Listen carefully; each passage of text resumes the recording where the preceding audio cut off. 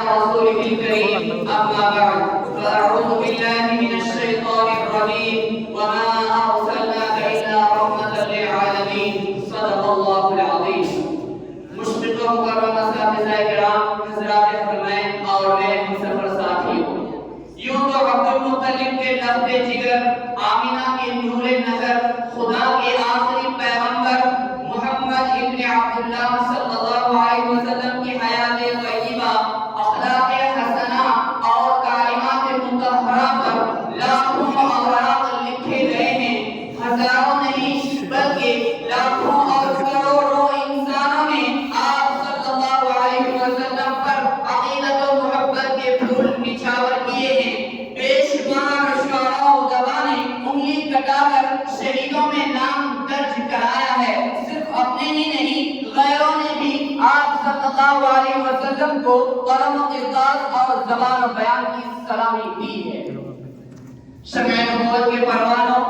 محمد عربی صلی اللہ علیہ وسلم کی صدق گوئی راست بازی اور امانت و دیانتداری کی شہادت کے لیے اٹھائیے 19 فروری سن عیسوی 2011 کا عالمی سہارا اور پوری صفحہ نمبر 12 آپ کو اس اینیمیشن میں یہ بہترین نظر آئے گی کہ پیغمبر کی اس بات نے میرے دل میں ان کی عظمت و بزرگی قائم کی ان کی وہ صفت ہے جس نے ان کے ہم وطنوں سے الامین کا خطاب دلوایا آپ کے ساتھ القول والفعل ہونے کی شہادت دیتے ہوئے جان ڈیوارڈ لکھتا ہے کہ آپ صلی اللہ علیہ وسلم صاحب القول والفعل صاحب الرائے اور پابند وفا تھے ان کی صفات کی وجہ سے آپ صلی اللہ علیہ وسلم کی قدر و منزلت اور بڑھ گئی ہے اور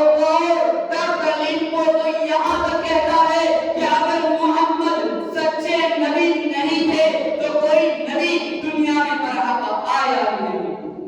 حاضر مجلس غیروں کی یہ شہادت آج ہم سے چیخ چیخ کر فریاد کر رہی ہے کہ اے عشق محمدی کے دعوے داروں اٹھو اور میدان میں آؤ اخلاق محمدی سے لیس ہو کر 21ویں صدی کی اس سستی بلکتی چیختی چلاتی کراتی جلتی تبتی اور ترقی ہوئی انسانیت کو خلاقت و بربادی سے بچا لو میرے عزیزوں